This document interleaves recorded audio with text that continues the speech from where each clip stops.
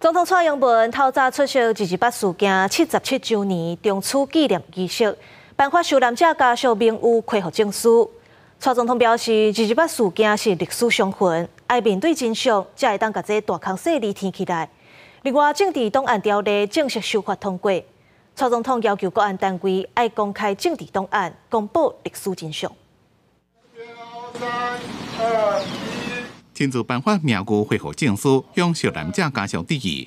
总统蔡英文参加228事件77周年中处纪念仪式，表示228事件是台湾的历史空罪，需要现实的面对真相，才能甲空罪填合，真正和解。政治档案条例修法通过正式实施，总统特别强调，政治档案是害冤历史真相的一块拼图，要求国安单位改变公开，做到转型正义。更在去年首度返还了受难者在威权统治时期因国家不法而被没收的财产，合计通过核发超过40亿的赔偿金。转型正义并非要针对特定的政党，而是因为民主政治的政府要对过去的威权统治的国家不法行为负起责任。我们透过档案找到的可能受难者已经有4114位。根据基金会统计，228事件有2327位受难者。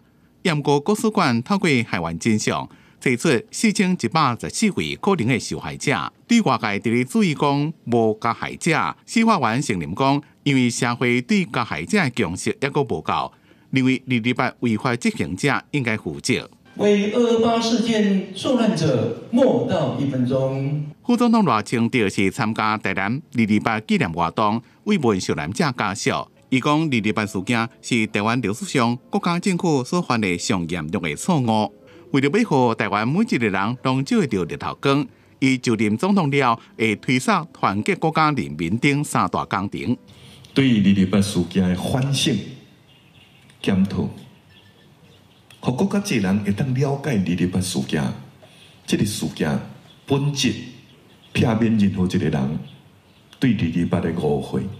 赖清德强调，会继续平反国家所犯的非法工作，并且扩大对政治受难者一个家属的照顾，同时会调查公布真相，让社会会当和解重生。记者综合报道。